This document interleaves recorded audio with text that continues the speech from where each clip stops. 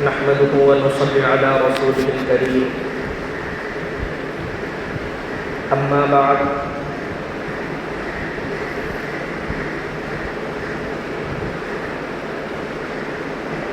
مذہب اسلام میں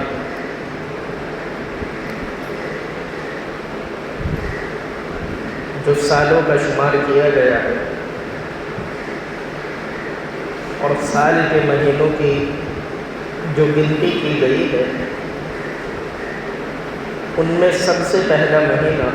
محرم کا مہینہ۔ یہ محرم کا مہینہ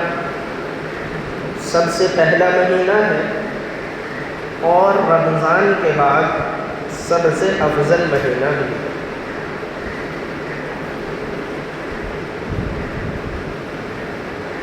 ماہ محرم میں بہت سارے تاریخی واقعات ایسے پیش آئے ہیں کہ جن کی وجہ سے اس مہینے کی قدر اور زیادہ بڑھ گئی ہے۔ یہ مہینہ اللہ تبارک و تعالیٰ کی طرف سے پہلے سے ہی افضل تھا، لیکن جو واقعات اس مہینے میں پیش آئے ان کی وجہ سے اس کی قدر اور زیادہ بڑھ گئی۔ چنانچہ تاریخ کی کتابوں میں یہ بات لکھی ہے کہ 10 محرم کو جو عجیب و غریب واقعات پیش آئے ان میں سے ایک واقعہ ہے سیدنا نوح علیہ السلام کا۔ نوح علیہ السلام نے تقریباً 950 سال اپنی قوم کو دعوت دی۔ 950 سال تک وہ نبی رہے اور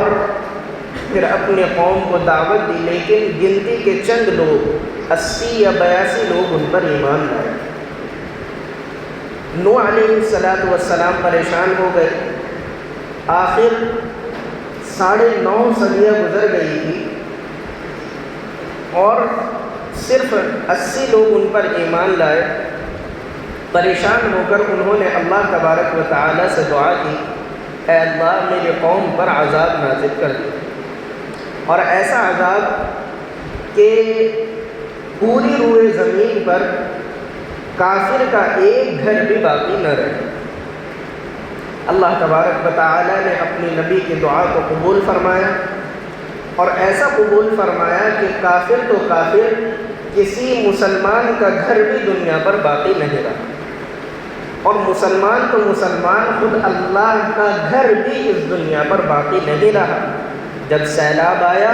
تو بیت اللہ بھی اس سیلاب میں بہہ گیا، ایک گھر بھی اس زمین پر باقی نہیں رہا۔ یہاں تک کہ روایات میں یہ بات لکھی ہے کہ اس دنیا کا جو سب سے اونچا پہاڑ ہوگا اس وقت اس سے 40 گز اوپر تک پانی تھا، 40 گز اوپر تک۔ ایسا سیلاب آیا ہے سیدنا نوح علیہ السلام کی قوم پر۔ اللہ نے ان کو کشتی بنانے کا حکم دیا تھا اور وہ کشتی میں تیر رہے تھے۔ 6 مہینے تک وہ کشتی پانی پر تیرتی رہی اور 6 مہینے تک پوری دنیا میں پانی ہی پانی رہا۔ 6 مہینے کے بعد جب پانی اترنا شروع ہوا اور پانی کا لیول ذرا کم ہوا، تو جب پانی اس زمین سے ختم ہوا اور سیدنا نوح علیہ السلام کی کشتی جودی پہاڑ پر رکی ہے، وہ 10 محرم کا دن تھا۔ 10 محرم کا دن، یعنی 10 محرم کی رات تھی۔ 10 محرم کا دن آنے سے پہلے جو رات آتی ہے وہ رات تھی۔ سیدنا نوح علیہ السلام خیر عافیت سے زمین پر اتر گئے اور اپنی آنکھوں سے انہوں نے یہ منظر دیکھا کہ 6 مہینے تک ہم پانی پر تیر رہے تھے اور اب اللہ نے ہمیں خیر عافیت کے ساتھ زمین پر اتار دیا ہے۔ تو انہوں نے اپنے قوم سے کہا کہ بھئی یہ اللہ کا بہت بڑا کرم ہے، بڑا فضل ہے اللہ کا، تو ہمیں چاہیے کہ شکرانے کے طور پر ہمیں روزہ رکھنا چاہیے۔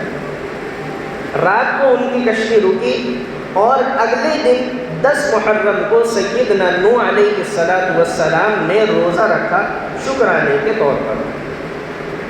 تو یہ جو نوح علیہ السلام کی کشتی رکی ہے، یہ 10 محرم کو 10 محرم کے دن رکی ہے، یقیناً یہ ایک بہت بڑی بات ہے۔ اسی طریقے سے سیدنا موسیٰ علیہ السلام کے بارے میں لکھا ہے، ان کا واقعہ آپ بخوبی جانتے ہیں، لمبا واقعہ ہے۔ بہرحال سیدنا موسیٰ علیہ السلام جب اپنی قوم بنی اسرائیل کو لے کر نکلے ہیں، پیچھے سے فرعون ان کا پیچھا کرنے کے لیے نکلا ہے، اللہ تبارک و تعالیٰ نے ان کے ساتھ یہ کرم احسان کا معاملہ فرمایا کہ ان کو دریا سے پار کرا دیا، وہ 12 رستے بن گئے، وہ دریا سے پار ہو گئے اور فرعون اس دریا میں غرق ہو گیا۔ اور قوم بنی اسرائیل جو سینکڑوں سال سے فرعون کے غلام بنے آ رہے تھے، انہوں نے اپنی آنکھوں سے فرعون کو ڈوبتے ہوئے دیکھا، ان کو بڑی خوشی ہوئی، بہت اچھا لگا، انہوں نے اللہ کا شکر ادا کیا۔ اور جس دن اللہ تبارک و تعالیٰ نے بنی اسرائیل کو فرعون کے عذاب سے نجات عطا فرمائی اور فرعون کو غرق کیا، وہ بھی 10 محرم کا دن تھا، وہ بھی محرم ہی کا مہینہ چل رہا تھا، اور یہی 10 محرم کی رات تھی جب اللہ تبارک و تعالیٰ نے ان کو نجات عطا فرما دی۔ سیدنا موسیٰ علیہ السلام نے اپنے قوم کے لوگوں سے کہا کہ دیکھو، تمہارے باپ دادا فرعون کی غلامی کرتے چلے آ رہے ہیں، اور تمہارے وہم و گمان میں خیال میں بھی نہیں تھا کہ تم ان کی غلامی سے آزاد ہو سکتے ہو، لیکن اللہ نے کرم فرمایا، اللہ کا فضل ہوا کہ اللہ نے آپ کو فرعون کے عذاب سے نجات دی اور فرعون کو غرق بھی کر دیا، فرعون کو مار بھی دیا۔ تو آپ کو اس کا شکرانہ ادا کرنا چاہیے۔ شکرانہ کیا ہو؟ موسیٰ علیہ السلام نے اپنے قوم سے فرمایا کہ آپ ایک دن کا روزہ رکھیں تاکہ اللہ کی اس نعمت کا شکر ادا ہو۔ چنانچہ موسیٰ علیہ السلام کی قوم نے بھی 10 محرم کا روزہ رکھا۔ یہی وجہ ہے کہ رسول اللہ صلی اللہ علیہ وسلم جب ہجرت کر کے مکہ مکرمہ سے مدینہ منورہ تشریف لائے، آپ نے دیکھا کہ یہودی لوگ، وہی بنی اسرائیلی لوگ 10 محرم کا روزہ رکھتے ہیں۔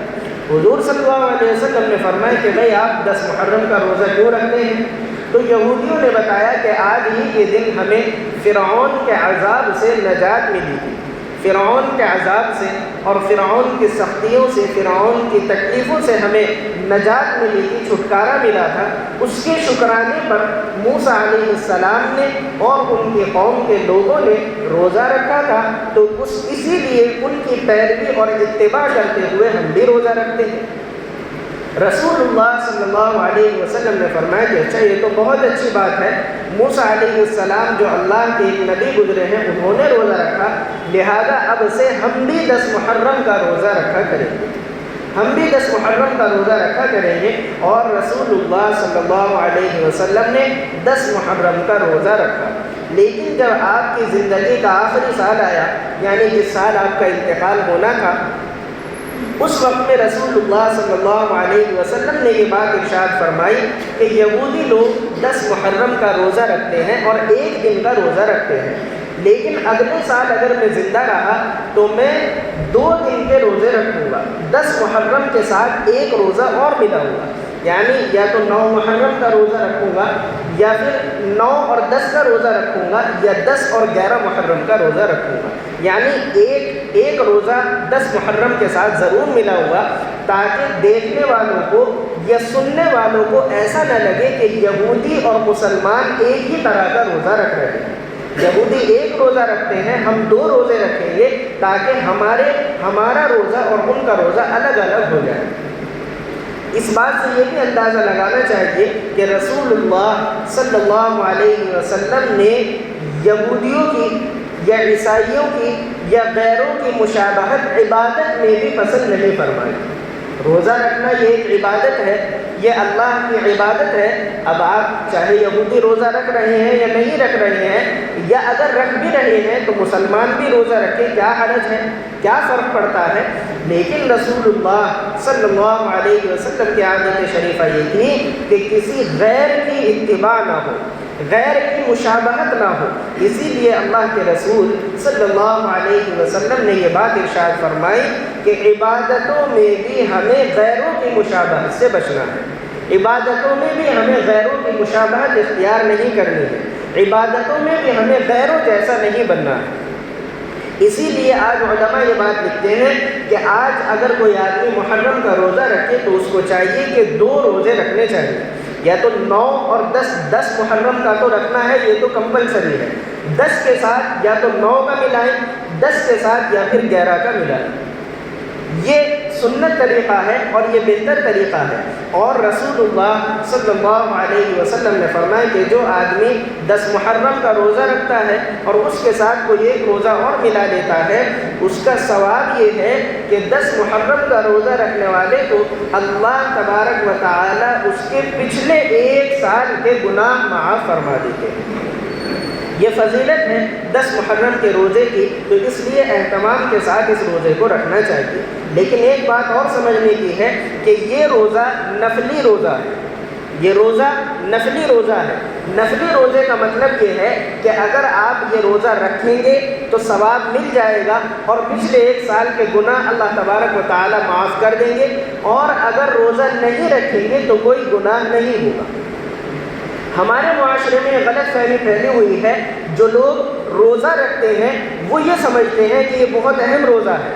اور خاص طور سے عورتوں میں یہ بات ہے کہ وہ روزہ رکھتی ہیں اور یہ سمجھتی ہیں کہ بس یہ تو فرض درجے کا روزہ ہے، اور اگر کوئی گھر میں روزہ نہیں رکھتا تو اس کو برا بھلا کہتے ہیں کہ تم نے محرم کا روزہ بھی نہیں رکھا اور تم نے یہ 10 محرم کے روزہ نہیں رکھا، تو یہ بات غلط ہے۔ اگر کوئی روزہ رکھ رہا ہے بہت اچھی بات ہے، اس کو ثواب مل جائے گا، اس کے گناہ معاف ہو جائیں گے، لیکن اگر کوئی روزہ نہیں رکھ رہا ہے تو اس کو برا بھلا کہنا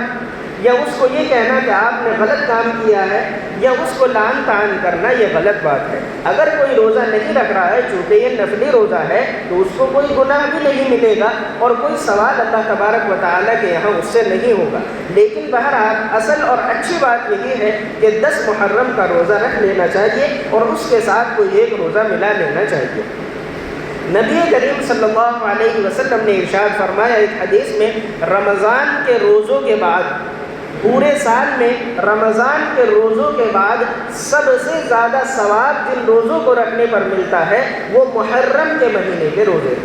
محرم میں پورے مہینے میں جب بھی روزہ رکھا جائے، یہ صرف 10 محرم کے بعد نہیں ہے بلکہ جب بھی روزہ رکھا جائے،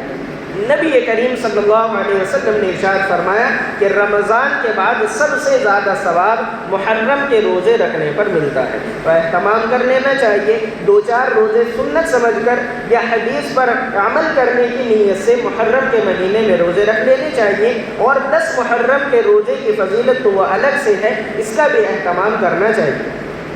تو یہ ایک بات تھی کہ 10 محرم میں اللہ تبارک و تعالیٰ کی طرف سے یہ اتفاق ہوا ہے کہ اہم واقعات پیش آئے ہیں، اس لیے لوگوں نے یا نبیوں نے شکرانے کے طور پر روزہ رکھا ہے، تو نبیوں کی اتباع کرتے ہوئے یا رسول اللہ صلی اللہ علیہ وسلم کی بات کو مانتے ہوئے اس بات پر عمل کر لینا چاہیے اور روزہ رکھ لینا چاہیے۔ یہاں ایک بات اور بڑی اہم ہے، واٹس ایپ پر ایسے موقع پر بہت سے اشتہارات چلتے ہیں یا بہت سی فضیلتیں حدیث کے ذریعے سے بیان کی جاتی ہے، تو اس میں مجھے ایک صاحب نے یہ حدیث بھیجی اور کئی لوگوں نے مجھ سے یہ سوال بھی کر لیا ہے کہ ایک حدیث چل رہی ہے کہ جو آدمی 10 محرم کا روزہ رکھے گا اس کو 1000 شہیدوں کے برابر ثواب ملے گا اور 1000 حج کرنے والوں کے برابر ثواب ملے گا۔ یہ حدیث چل رہی ہے، تو یہ بات اچھی طریقے سے سمجھنے کی ہے کہ یہ حدیث بالکل غلط ہے، یہ حدیث نہیں ہے، یہ ایک من گھڑت بات ہے جو لوگوں نے اپنی طرف سے لوگوں کو گمراہ کرنے کے لیے چلا دی ہے۔ حدیث میں 10 محرم کا روزہ رکھنے کی یہ فضیلت آئی ہے، رسول اللہ صلی اللہ علیہ وسلم نے ارشاد فرمایا ہے کہ جو آدمی 10 محرم کا روزہ رکھے گا اس کے پچھلے 1 سال کے گناہ معاف کر دیے جائیں گے۔ یہ فضیلت تو ہے، لیکن اس کے علاوہ یہ کہ 1000 شہیدوں کے برابر ثواب یا 1000 حج کرنے والوں کے برابر ثواب، یہ بات بالکل غلط ہے۔ ایسی باتوں پر یقین نہیں کرنا چاہیے اور ایسی باتوں کو آگے نہیں بڑھانا چاہیے، اور جو لوگ ان پر یقین رکھتے ہوں ان کو سمجھانا چاہیے کہ یہ بات غلط ہے۔ اسی طریقے سے ایک بات اور 10 محرم کے سلسلے میں جو حدیث سے ثابت ہے وہ یہ کہ رسول اللہ صلی اللہ علیہ وسلم نے فرمایا کہ جو آدمی 10 محرم کے دن، یعنی آج 9 محرم ہے، کل ہے 10 محرم بار کے دن، جو آدمی 10 محرم کے دن اپنے گھر والوں کے کھانے پر ذرا وسعت کرے گا،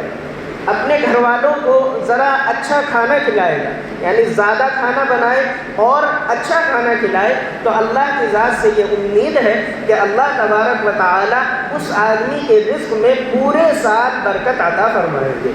پورے سال برکت عطا فرمائیں گے۔ لیکن یہ بات بھی یہاں سمجھنے کی ہے کہ یہ حدیث صرف اپنے گھر والوں کو کھلانے کے لیے ہے، یہ نہیں کہ آپ بنا کر پورے محلے میں بانٹ رہے ہیں اور آس پڑوس میں رشتہ داروں میں بٹ رہا ہے، یہ بدعت ہے۔ محرم کے نام پر کوئی چیز بنا کر حلوہ یا حلیم وغیرہ بنا کر لوگوں میں بانٹنا اور اپنے رشتہ داروں میں تقسیم کرنا یہ غلط طریقہ ہے۔ حدیث میں صرف اتنی بات ہے کہ آپ اچھا کھانا بنائیں اور تھوڑا زیادہ کھانا بنا لیں تاکہ گھر والے، گھر کے جو ہیں ماں باپ ہیں یا اولاد ہیں، یہ سب مل کر اچھا اور زیادہ کھانا کھا لیں، تو یہ فضیلت ہے۔ یہ فضیلت اس وقت نہیں ہے کہ آپ پورے محلے میں بانٹ رہے ہیں، وہ بدعت ہے، غلط طریقہ ہے، اس سے بچنا چاہیے۔ اور یہ بات بھی ایک سمجھنے کی ہے، علماء نے لکھا ہے کہ 10 محرم کو رسول اللہ صلی اللہ علیہ وسلم نے بیان فرمایا کہ 10 محرم کو کھانا اچھا اور زیادہ بنانا چاہیے، تو 10 محرم کب ہوگی؟ اسلامی اعتبار سے اگر آپ دیکھیں تو مغرب کے بعد سے دن شروع ہو جاتا ہے، مغرب کے بعد سے دن شروع ہو گیا تو 10 محرم آج مغرب کے بعد سے شروع ہو جائے گی اور کل مغرب کے بعد تک 10 محرم ختم ہو جائے گی۔ ہمارا طریقہ یہ ہے کہ 10 محرم کو ہم جب کھانا بناتے ہیں تو 10 محرم کا دن گزرنے کے بعد عشاء کے بعد کھانا بناتے ہیں، حالانکہ اب وہ 11 محرم لگ چکی ہے۔ تو 10 محرم کو اگر کسی کو کھانا بنانا ہے یا اچھا کھانا بنانا ہے تو طریقہ یہ ہے کہ آپ آج کا جو دن ہے یعنی 9 محرم کا دن گزرنے کے بعد جو رات آئے اس میں آپ کھانا بنائیں، اس میں آپ اچھا کھانا بنائیں، تو سمجھا جائے گا کہ یہ 10 محرم ہے۔ اگر آپ 10 محرم کا دن گزرنے کے بعد مغرب کی نماز کے بعد کھانا بنائیں گے تو پھر وہ 11 محرم لگ جاتی ہے، پھر وہ فضیلت حاصل نہیں ہوگی۔ تو بہرحال یہ کچھ چند باتیں تھیں، اور ایک خاص بات اور اہم بات وہ یہ کہ 10 محرم کو جیسا کہ دوسرے لوگ وہ جلوس وغیرہ نکالتے ہیں یا سدے وغیرہ کھیلتے ہیں، وہ ان کا اپنا طریقہ ہے، صحیح ہے یا غلط وہ ایک الگ مسئلہ ہے۔ بہرحال ہمارے نظریے سے اور ہمارے امام کے نزدیک اور ہماری شریعت میں تو یہ بات صحیح نہیں ہے کہ اس طریقے سے جلوس نکالا جائے یا تعزیت کی جائے یا ماتم منایا جائے، یہ بات صحیح نہیں ہے۔ جیسے وہ تعزیت کرنا یا ماتم منانا صحیح نہیں ہے، اسی طریقے سے اس کو دیکھنے جانا بھی صحیح نہیں ہے۔ بہت سے لوگ ہمارے معاشرے میں ایسے ہیں کہ وہ یہ کہتے ہیں کہ یہ بچے ضد کرتے ہیں یا بچوں کو دیکھنے کا شوق ہے تو وہ بچوں کو لے کر جاتے ہیں۔ اس کا مطلب یہ ہے کہ آپ اپنے بچوں کو غلط طریقے پر ڈال رہے ہیں۔ بچے اگر ضد بھی کر رہے ہیں تو صحیح بات بتانا، صحیح بات سمجھانا یہ آپ کا فرض ہے۔ ایسا نہیں ہے کہ بچے اگر کہیں کہ جی ہمیں شراب پینی ہے تو آپ لا کر شراب دے دیں، ایسا تو نہیں ہوتا۔ اگر بچے کسی غلط بات کی ضد کر رہے ہیں تو آپ ان کو سمجھائیں، پیار سے، محبت سے، ڈانٹ سے یا جس طریقے سے بھی سمجھائیں، لیکن یہ تعزیت جلسہ دیکھنے جانا اور یہ جلوس وغیرہ دیکھنے جانا یہ بالکل ناجائز اور حرام ہے، بالکل ناجائز اور حرام ہے۔ جیسے کرنا حرام ہے اسی طریقے سے دیکھنے جانا بھی حرام ہے، تو اس بات سے بچنا چاہیے۔ تو چند باتیں اس میں کرنے کی ہیں، روزہ رکھیں اور اپنے گھر والوں کے لیے اچھا کھانا بنائیں، اور کچھ باتیں نہ کرنے کی ہیں کہ آپ وہ تعزیت یا جلسہ وغیرہ جلوس وغیرہ دیکھنے نہ جائیں، اور کھانا بنا کر لوگوں میں بانٹنا یا تقسیم کرنا یہ بھی صحیح نہیں ہے، اس سے بھی بچنا چاہیے۔ اللہ تبارک و تعالی ہم سب کو ان باتوں پر عمل کی توفیق عطا فرمائے۔